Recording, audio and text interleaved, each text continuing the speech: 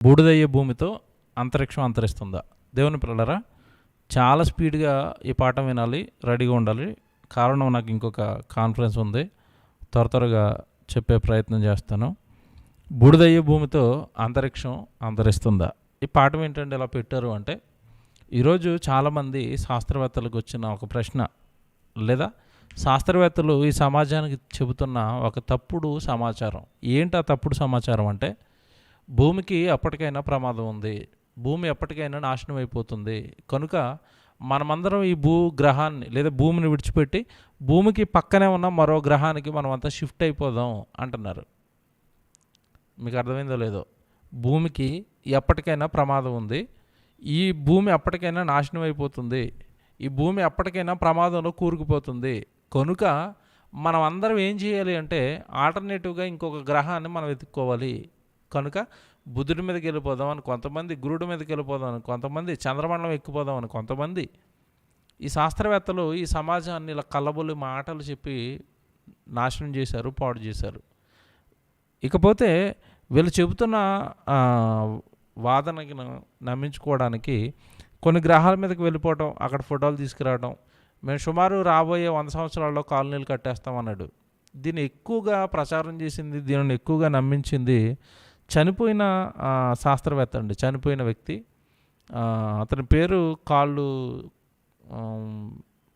దగ్గర నుంచి శరీరం మొత్తం పని చేయకుండా కూర్చొనే ఉండేవాడు.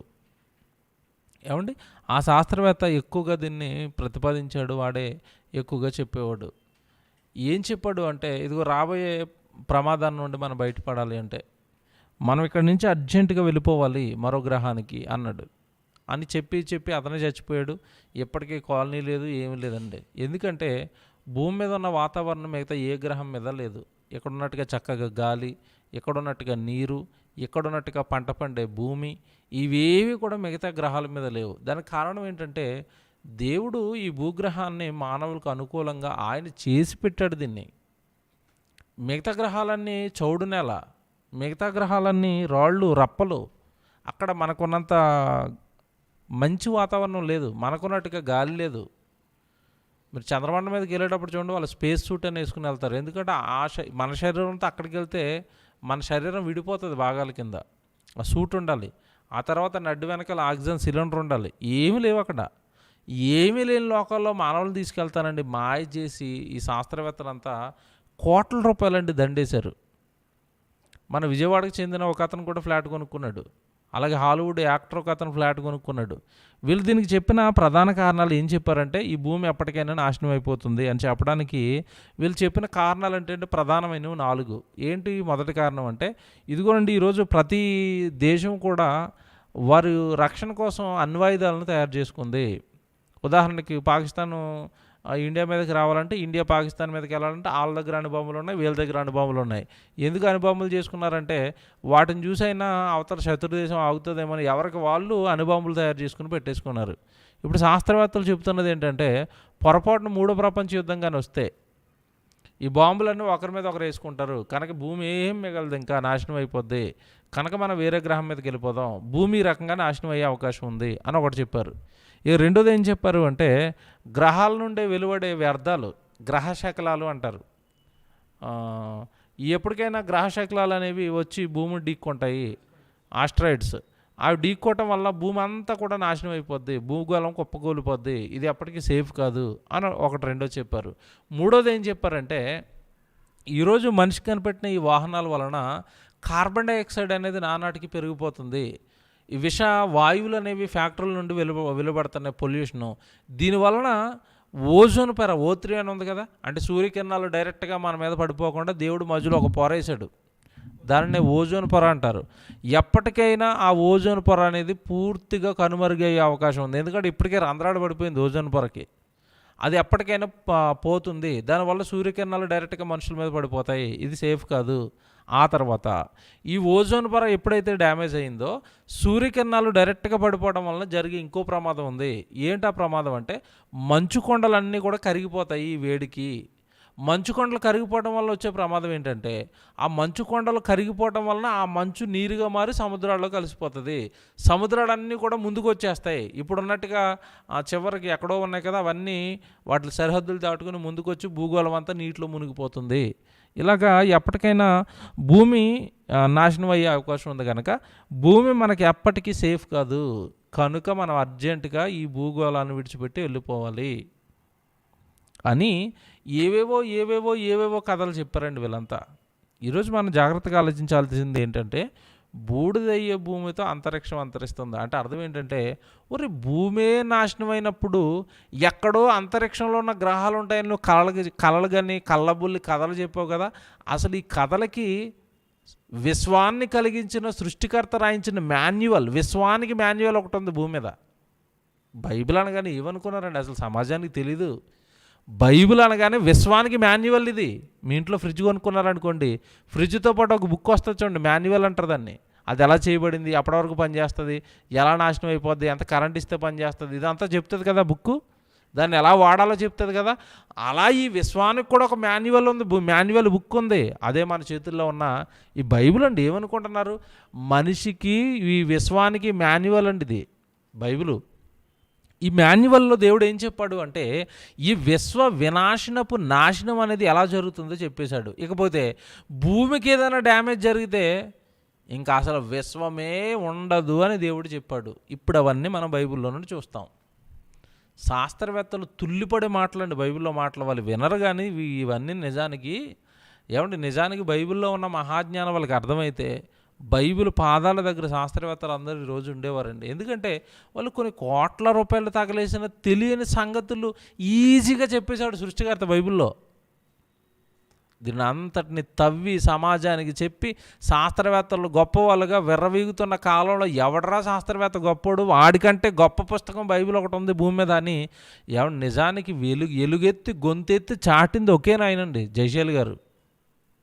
బైబిల్ గొప్పది, బైబిల్ గొప్పది, బైబిల్ గొప్పది, సకల శాస్త్రాలను అధిగమించిన బైబిల్ అని ఎవరు టైటిల్ ఎట్లేదని ఆయన పెట్టాడు. సకల శాస్త్రాలను అధిగమించిన బైబిల్ అన్నాడు.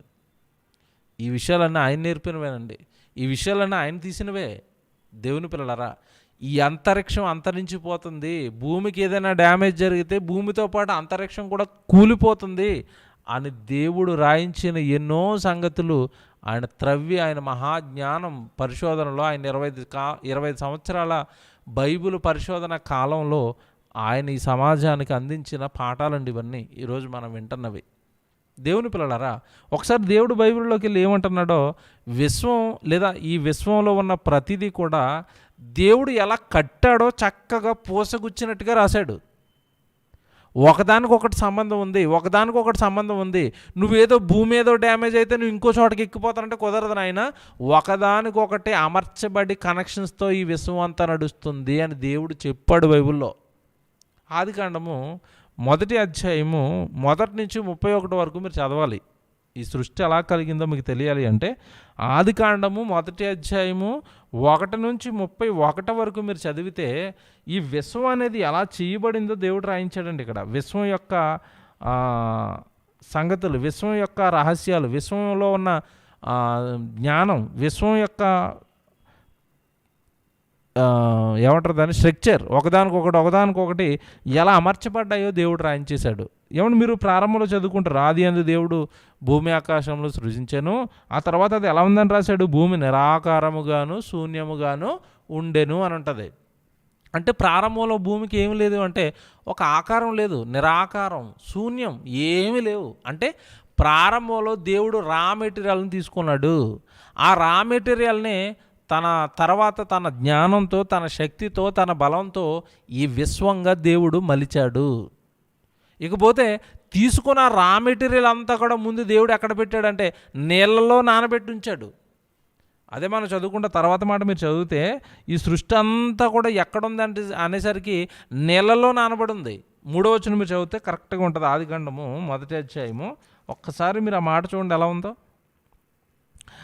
2వ వచనమే, భూమి నిరాకారముగాను శూన్యముగాను ఉండెను, చీకటి అగాధ జలములు పైన కమ్మి ఉండెను. అంటే మొత్తం మెటీరియల్ అంతా ఎక్కడ ఉందంటే అగాధ జలాలలో, నీళ్ళలో ఉందండి. ఇదంతా నీళ్ళలో ఉంచాడు, చీకట్లో ఉంచాడు. నీళ్ళల్లోనూ చీకట్లోనూ ఎందుకు ఉంచాడు?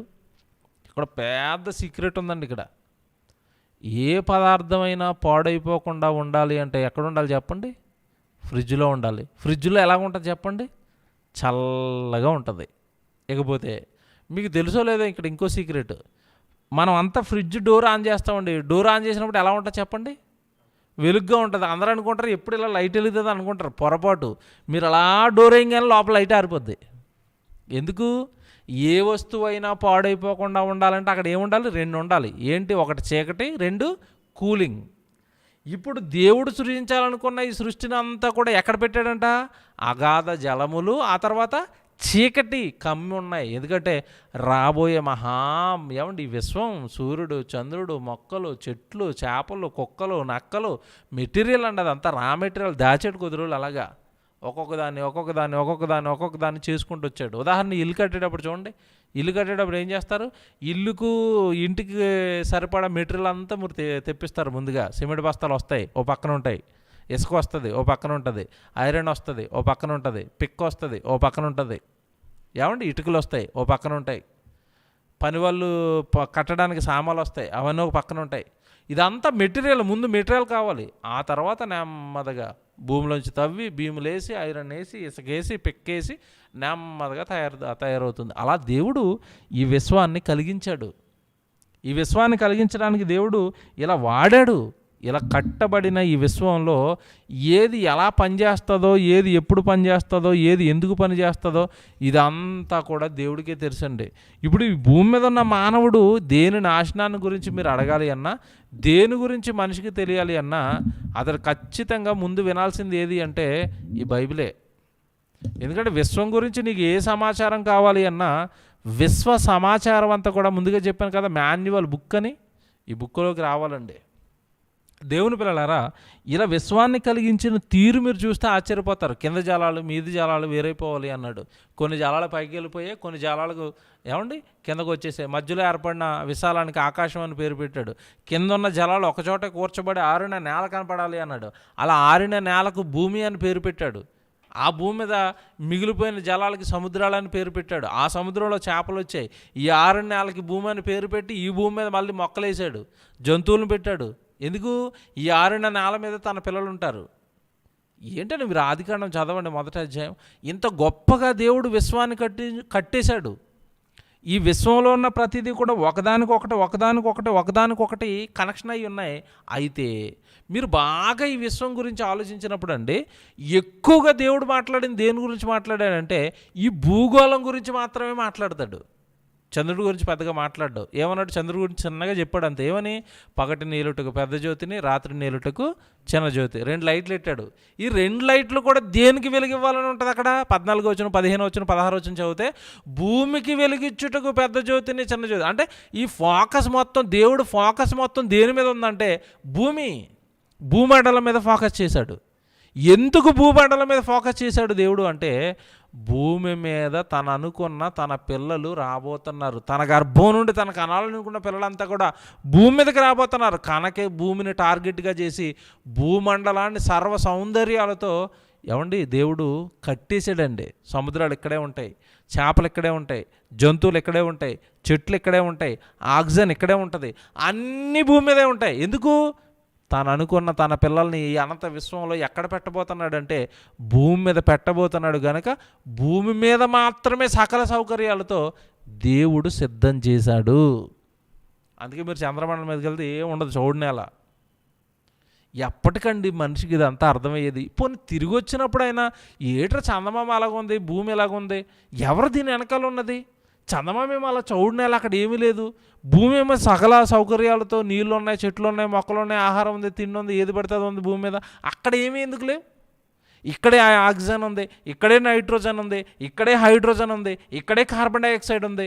ఏంటి రకరకాల వాయువులన్నీ ఇక్కడే ఎందుకు ఉన్నాయి? అసలు పిచ్చెక్కిపోద్దండి చదువుకున్న వాళ్ళు ఈ బైబిల్ చదివితే. అసలు శాస్త్రం పైన కాస్త పట్టున్నవాడు బైబిల్ ముందు కూర్చుంటే పిచ్చోడైపోతాడు నిజానికి. ఎందుకంటే శాస్త్రాతీతమైన జ్ఞానం ఈరోజు మన కన్నతండ్రిని దేవుడు బైబిల్గా రాయించి మన చేతుల్లో పెట్టాడండి. బైబిల్ దొరకటం, దీన్ని మనం నేర్చుకోవటం, ఈ బైబిల్లో ఉన్న దేవుడిని మనం నమ్మటం, దీన్ని ప్రకటించగలిగే భాగ్యం మనకు దక్కటం, ఇందులో ఉన్న మాటలు వినగలిగే భాగ్యం మనకు దక్కటం, అసలు మనంత అదృష్టవంతుడు ఈ విశ్వంలోనే మరొకడు లేడండి. ఎందుకు ఈ మాట చెప్తున్నానంటే, అసలు విశ్వం ఎలా కలిగిందో ఎవడు చెప్తాడండి? ఎవరికి తెలిసి చెప్పండి. ఇప్పటికీ శాస్త్రవేత్తలు చెప్పిన మాట మీకు చాలాసార్లు చెప్పాను. విశ్వంలో 30% మ్యాటర్ ఉంది, పదార్థం ఉంది, మిగతా 70% ఏముందో మాకు తెలియదు అన్నారు. 30% మాత్రం పదార్థం ఉంది, మెటీరియల్ ఉంది. సూర్యుడు కానీ, చంద్రుడు కానీ, నక్షత్రాలు కానీ, ఇదంతా విశ్వంలో 30%లో మ్యాటర్ ఉంది, పదార్థం ఉంది. ఆ ఉన్న 30%లో మాకు తెలిసింది ఎంత అంటే 10% మాత్రమే. 10% మాత్రమే మాకు తెలుసు. అందులో 5% పూర్తిగా తెలిసింది, మిగతా 5% ఏముందో మాకు తెలియదు అంటారు వాళ్ళు. ఏంటండి మనుషులు, శాస్త్రవేత్తల గురించి మీరు ఆలోచించండి. ఏమంటే చక్కగా అన్నీ చెప్పాడు కదండి దేవుడు. ఈ విశ్వానికి ఆవల, ఈ విశ్వ మండలాలు, ఇవన్నీ నక్షత్ర మండలాలు దాటుకుంటూ ఆవల పరలోకంలో నేను ఉన్నాను నాన్న.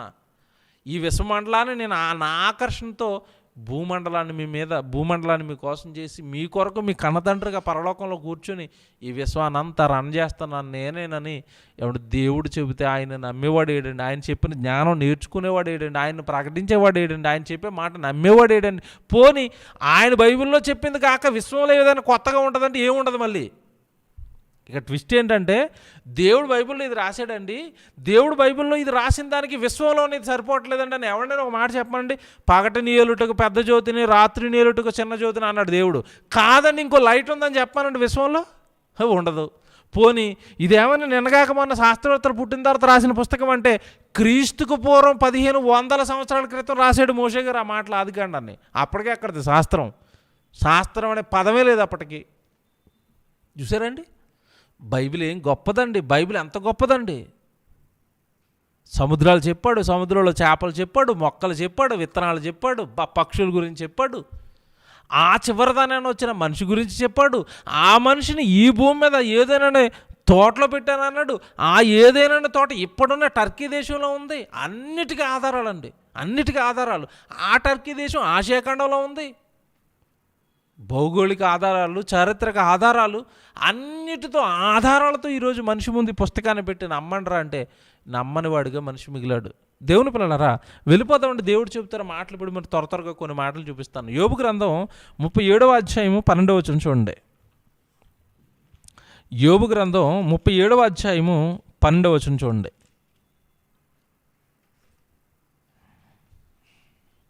యోబు గ్రంథం 37వ అధ్యాయము 12వ వచనం మీరు చూస్తే, ఆయన వలన నడిపింపబడినవై అన్నాడు. చూడండి, ఆయన వలన నడిపింపబడినవై. నడుస్తున్న సూర్యుడా, చంద్రుడా, నక్షత్రాల, ఇవన్నిటిని నడిపించి ఆయన ఉన్నాడు. నువ్వు కనిపెట్టిన కారు ఊరకనే నడవదు. అది కారుకి డ్రైవర్ ఉండాలి. బస్సు ఊరకనే నడవదు, డ్రైవర్ ఉండాలి. నువ్వు కనిపెట్టిన ట్రైను ఊరకనే నడవదు, ట్రైన్కి డ్రైవర్ ఉండాలి. ఏరోప్లేన్ కనిపెట్టావు, పైలట్ ఉండాలి. నౌక కనిపెట్టావు, దానికి షిప్కి కెప్టెన్ ఉండాలి. ఏది ఊరకనే నడవు. మరి విశ్వం ఎలా నడుస్తుంది? సూర్యుడు తిరుగుతున్నాడు, చంద్రుడు భూమి తిరుగుతుంది, సూర్యుడు మండుతున్నాడు, భూమి తన చుట్టూ తాను తిరుగుతూ సూర్యుడు చుట్టూ తిరుగుతుంది. ఈ విశ్వం అంతా చక్రంగా తిరుగుతూనే ఉంది. ఎవరయ్యా దీన్ని తిప్పుతున్నది? చెబుతున్నాడు బైబిల్లో స్పష్టంగా. ఎంత బాగుంది చూడండి, ప్రారంభం ఎంత బాగుంది చూడండి. ఆయన వలన నడిపింపబడినవై నరులకు నివాసయోగ్యమైన భూగోళము మీద అన్నాడు. చూడండి, నరులకు నివాసయోగ్యమైన భూగోళము, నరులకు నివాసయోగ్యమైన భూగోళము. నువ్వు నివసించడానికి యోగ్యమైంది ఏదో తెలుసా?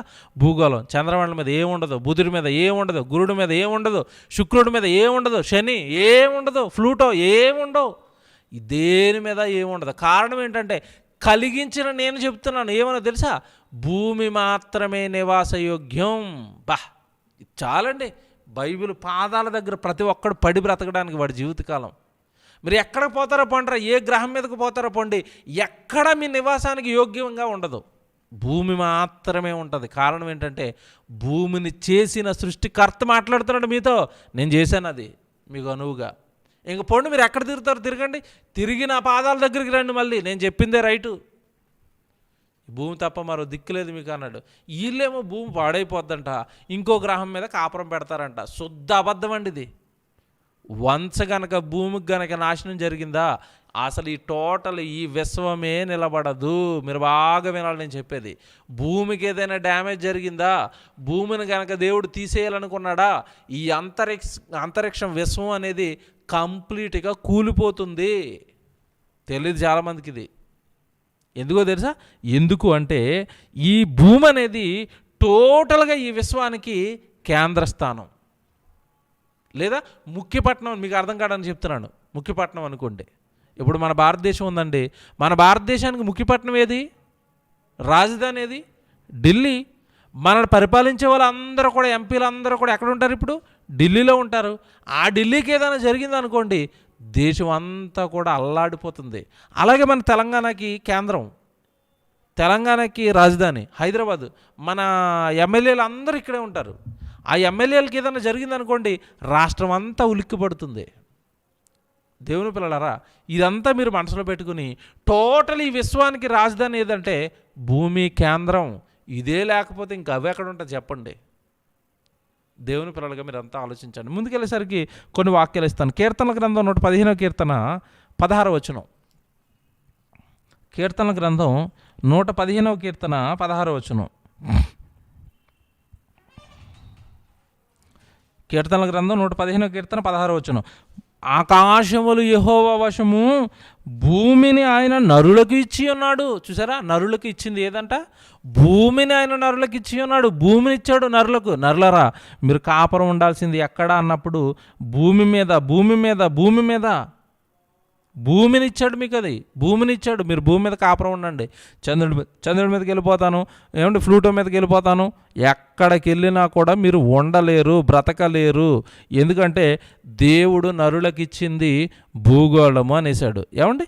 ఎందుకు అంటే ఈ భూగోళమే సెంటర్ పాయింట్ అండి. టాలమీ అని ఒక శాస్త్రవేత్త ఉంటాడు. అతను ఏం చెప్పాడంటే భూకేంద్ర సిద్ధాంతం అని ఒక సిద్ధాంతాన్ని చెప్పాడండి. మీరు చదువుకున్న పిల్లలకు తెలుసు. టాలమీ అనే అతను భూకేంద్ర సిద్ధాంతాన్ని చెప్పాడు. అంటే ఏం చెప్పాడంటే మొత్తం ఈ విశ్వానికి కేంద్రం భూమి అని టాలమీ చెప్పాడండి. అంతకుముందు ఇంకో సిద్ధాంతం ఉండేది, సూర్యకేంద్ర సిద్ధాంతం అని. అంతకుముందు ఒక శాస్త్రవేత్త ఏం చెప్పాడంటే టోటల్ ఈ విశ్వానికి కేంద్రం సూర్యుడు అని చెప్పాడు. లేదు లేదు, టాలమీ వచ్చిన తర్వాత దాన్ని కొట్టిపడేశాడు. సూర్యుడు కాదు, భూమి కేంద్రం అన్నాడు. వీళ్ళు చెప్పక మునుపే బైబిల్ చెప్పింది. శాస్త్రం అనేది నినగాక మొన్న పుట్టిందండి. బైబిల్ క్రీస్తుకు పూర్వం నుంచి చెప్పుకుంటూ వస్తుంది ఈ విశ్వానికి సంబంధించిన రహస్యాలు. ఒక్కసారి బైబిల్ ఎప్పుడు చెప్పిందో మీరు చూస్తే యోబు గ్రంథం 38వ అధ్యాయం 33వ వచనం చూడండి. యోబు గ్రంథం 38వ అధ్యాయము 33వ వచనం. యోబు గ్రంథం 38వ అధ్యాయము 33వ వచనం మీరు చూడండి. యోబు గ్రంథం 38వ అధ్యాయము 33వ వచనం మీరు చూస్తే, ఆకాశ మండలపు కట్టడలను నీ వెరుగుదువా, ఆకాశ మండలపు కట్టడలను నీ వెరుగుదవా. ఆకాశంలో ఉన్న ఆకాశ మండలంలో ఉన్న ప్రతిదానికి కట్టడలు ఉన్నాయని నీకు తెలుసా? దేని కక్షలో అదే తిరుగుతుంది నీకు తెలుసా? ఎవరు చెప్పారో దేని కక్షలో అదే తిరగమని? సూర్యుడికి ఒక కక్ష ఉందండి, ఆ కక్షలోనే అతను ప్రయాణం చేస్తాడు. భూమికి ఒక కక్ష ఉందండి, ఆ కక్షలోనే భూమి ప్రయాణం చేస్తుంది. చంద్రుడికి ఒక కక్ష ఉందండి, ఆ చంద్రుడు ఆ కక్షలో మాత్రమే ప్రయాణం చేస్తారు. ఎవరు చెప్పారు వాటికి అవన్నీ? వెర్రోడా నేను చెప్పాను, వెర్రోడా నేను నియమించాను వాటికి. ఆకాశ మండలపు కట్టడలను నీవు ఎరుగుదువా. చూసారు అలాగుందో? దానికి భూమి మీద గల ప్రభుత్వమును నీవు స్థాపింపగలవా. What a wonderful Bible. దానికి భూమి మీద గల ప్రభుత్వమును నువ్వు స్థాపింపగలవా. భూమి మీద ప్రభుత్వం ఉంది ఆకాశానికి, విశ్వానికి కేంద్రం భూమి, భూగోళం. ఇక్కడే ఉంది కేంద్రం అంతా. ఎందుకు ఇక్కడ కేంద్రం ఉంది అంటే ఇక్కడే తను కోరుకున్న తన పిల్లలు భూమి మీద ఉన్నారు, మనుషులు. దేవుడు మనసు చంద్రమండలం మీద లేదు, దేవుడు మనసు సూర్యమండలం మీద లేదు, దేవుడు మనసు పక్కనే ఉన్న గురుడు మీద లేదు, బుధుడి మీద లేదు. ఎందుకంటే అవి మనకంటే పెద్ద గ్రహాలు అవి. అయినా దేవుడు మనసు అక్కడ లేదు. ఎందుకు భూమి మీద దేవుడు మనసు ఉందంటే దేవుడు పిల్లలు భూమి మీద ఉన్నారు. వాటితో ఆయనకేం పని? దీనికి సపోర్ట్గా ఉన్నాయంతే, అవి కక్ష కోసం ఉన్నాయంతే అవి. దేవుని పిల్లలారా, ఏం బైబిల్ అండి. టాలమీ చెప్పక మునిపే భూకేంద్ర సిద్ధాంతాన్ని టాలమీ చెప్పక మునిపే వీళ్ళందరికీ అసలు శాస్త్రవేత్త ఉన్నాడండి యోబు గారు. క్రీస్తుకు పూర్వం 1500 సంవత్సరాల క్రితం ఉన్నాడు ఈయన. సుమారుగా 15 నుంచి 1800 సంవత్సరాల క్రితం ఉన్నాడు యోబు గారు. ఆయన చెప్పేస్తున్నాడు ఈ రహస్యాలన్నీ. శాస్త్రవేత్తలతో పని లేదు. ఆకాశపు కట్టడాలను నీవు ఎరుగుదువా, భూమి మీద దానికి గల కేంద్రాన్ని, దాని ప్రభుత్వం నువ్వు ఎరుగుదువా. చూసారా ఏం బైబిల్ అండి. కనుక ఇప్పుడు ఎప్పుడైతే కేంద్రం దెబ్బతిన్నదో, ఎప్పుడైతే భూమి దెబ్బతిన్నదో, భూమే నాశనం అయిపోయినప్పుడు ఇంకా అంతరిక్షం ఎక్కడ ఉంటుంది మీరు చెప్పండి. ఉదాహరణకి మీకు అర్థం కాదని చెప్తాను. సైకిల్ చక్రం మీకు తెలుసు కదండి. సైకిల్ చక్రానికి మధ్యలో అబ్బు అని ఉంటుంది. అబ్బు నుంచి ఊసలు ప్రారంభం అవుతాయి. ఈ ఊసలు వెళ్ళి రిమ్మును నిలబెడతాయి. ఆ రిమ్ము పైన టైర్ ఉంటుంది. ఈ చక్రం పైనే మనిషి కానివ్వండి, ఆ బరువు కానివ్వండి ఆనుతుంది. ఏమంటే ఇది అంతటికీ కేంద్రం ఏది చెప్పండి, అన్నిటిని మోసేది ఏది చెప్పండి, మధ్యలో ఉండే అబ్బు నుంచి ఊసల సపోర్టు. ఏమంటే ఒక ఊస ఇరిగిపోయినా మరలా రెండో ఊస ఇరిగిపోయినా కొంచెం బెండ్ అవుతుంది కానీ నడుస్తుంది, తర్వాత నెమ్మదిగా రిపేర్ చేయించుకోవచ్చు. అబ్బే ఇరిగిపోయింది అనుకోండి, అసలు మధ్యలో ఉన్నది ఉంటుందా, చక్రం ఉంటుందా? టోటల్ చక్రానికి మధ్యలో ఉన్న అబ్బి ఇరిగిపోయింది అనుకోండి, చక్రం నిలబడుతుందా? వెంటనే పడుకుంటుంది. అలాగే భూమి కనుక నాశనం అయిందా విశ్వం మొత్తం పడుకుంటుంది. ఎవరికి తెలుసండి, దేవుడు చెప్పాడండి, ఉచితంగా దేవుడు చెప్పేసాడండి బైబిల్లో. ఈ వెర్రోళ్ళు కోట్ల రూపాయలు తగలేసి నిన్నగాక మొన్న చెప్పారండి, అది ప్రయోగాలు చేసి. ఏం బైబిల్ అండి, దీని వెనకాల సృష్టికర్త ఉన్నాడు అనడానికి ఇవేనండి సాక్ష్యాలు. దేవుని పిల్లలారా, మరో మాట చూడండి, త్వరగా మరో మాట మీరు చూస్తే ఆమోసు గ్రంథం 9వ అధ్యాయము 6వ వచనం అండి. ఆమోసు గ్రంథం 9వ అధ్యాయము 6వ వచనం. ఆమోసు గ్రంథం 9వ అధ్యాయం 6వ వచనం. ఆకాశమందు తన కొరకై మేడగదులు కట్టుకుని వాడును, ఆకాశ మండలమునకు భూమి యందు పునాదులు వేయువాడును ఆయనే. ఆకాశ మండలమునకు భూమి యందు పునాదులు వేయువాడును ఆయనే. ఆకాశ మండలానికి భూమి మీద పునాదులు వేసాడు ఆయన. ఆకాశ మండలానికి పునాదులు భూమి మీద ఉన్నాయి. భూమి కూలిపోయింది అనుకోండి, పునాదులు కూలిపోతాయి. పునాదులు కూలిపోతే ఇల్లు ఉంటుందా? అంతరిక్షానికి పునాదులు ఎక్కడున్నాయని చెప్తున్నాడు. భూమే లేకపోతే, పునాదే కూలిపోతే ఇంకెక్కడ ఉంటుంది ఎర్రోడ బిల్డింగ్? పునాదులు కూల్చేసిన బిల్డింగ్ నిలబెట్టమనండి. ఏం బైబిల్ అండి. ఆ తర్వాత మీరు చూస్తే కీర్తనల గ్రంథం 68వ అధ్యాయము 8వ వచనం. కీర్తనల గ్రంథం 68వ అధ్యాయం 8వ వచనం. భూమి వణికెను, దేవుని సన్నిధిని అంతరిక్షము దిగజారెను అనుంట. చూడండి, అక్కడ భూమి వణికిందా, అంతరిక్షం ఏమైపోద్దంట, దిగజారిపోతుంది. కారణం ఏంటంటే భూమి అనేది కేంద్రం. ఆ తర్వాత చివరి మాట, మరొక మాట మీరు రాసుకోండి. ఓబద్య గ్రంథం 1వ అధ్యాయము 4వ వచనం. ఈ మాట రాసుకోండి. ఓబద్య గ్రంథం 1వ అధ్యాయము 4వ వచనం. పక్షిరాజు గూడంత ఎత్తున నివాసము చేసుకుని నక్షత్రములలో నీవు దానిని కట్టినను, అచ్చటి నుండి నేను నిన్ను పడవేతును, ఇదే యెహోవా వాక్కు. ఇది చూడండి, ఇప్పుడు అసలు ఇది చదివితేనండి అసలు ప్రయోగాలు మానేస్తారండి వీళ్ళు. ఏమంటున్నాడు? పక్షిరాజు గూడంత ఎత్తున నివాసము చేసుకుని నక్షత్రములలో నీవు దానిని కట్టినను, నక్షత్రాలలో నువ్వు దాన్ని కట్టుకున్నా. ఎవడు గురుడి మీదకి వెళ్ళిపోతాను, బుధుడి మీదకి వెళ్ళిపోతాను, నక్షత్రాల్లో నువ్వు కాపురం పెట్టేస్తానన్నా, అచ్చట నుండి నేను నిన్నేం చేస్తాను, కింద పడవేతును, తోసేస్తాను కిందగా అన్నాడు. ఒరే, నీ చక్కగా భూమిని కట్టి భూమి మీద ఉండమంటే భూమి మీద ఉండకుండా ఎక్కడ తిరుగుతున్నావు నువ్వంతా? ఎవడు చక్కగా ఇల్లు కట్టి ఇంట్లో ఉంటారంటే గోడెక్కి కూర్చుంటున్నాడు అనుకోండి, ఏం చేయాలి? తోసేయద్దండి, గోడ మీద తోసేయద్దా? బాగా ఆలోచించండి. కాబట్టి దేవుడు చెప్తున్న ప్రతి మాట మీరు జ్ఞాపకం చేసుకుంటే, ఏమండి, దేవుడు అంటున్నాడు, బూడిదయ్యే భూమితో అంతరిక్షం ఏమైపోద్ది, అంతరించిపోతుంది. భూమే కూలిపోయిందా, ఇక అంతరిక్షం ఏమీ ఉండదు. ఒకవేళ నువ్వు ఎక్కడికైనా ఎక్కిపోయి నువ్వేమైనా కట్టేసుకుంటానని అన్నా కూడా అక్కడ కట్టుకునే అవకాశం నీకు లేదు. అక్కడికి ఎక్కిపోయినా కూడా నేను అక్కడి నుంచి నేను ఏం చేస్తాను అంటున్నాడు, తోసేస్తాను అంటున్నాడు. మీకు అర్థమైపోయింది. ఇక భూమే కూలిపోయింది అనుకోండి, ఇక అంతరిక్షం అంతా ఏమైపోద్ది, అంతరించిపోతుంది. చివరిగా ఒక మాట రాసుకోండి. కీర్తనల గ్రంథం 78వ కీర్తన 69వ వచనం. కీర్తనల గ్రంథం 78వ కీర్తన 69వ వచనం. తాను అంతరిక్షమును కట్టినట్లు తాను భూమిని నిత్యముగా స్థాపించినట్లు అని ఉంటుందండి. అంతరిక్షాన్ని కట్టింది దేవుడు, భూమిని కట్టింది దేవుడు, వాటన్నిటి లెక్కలు తేల్చేది దేవుడు, వాటి నాశనం తేల్చేది దేవుడు, వాటి అంతం చెప్పేది దేవుడు. కనుక అర్థమైందని ఆశిస్తున్నాను.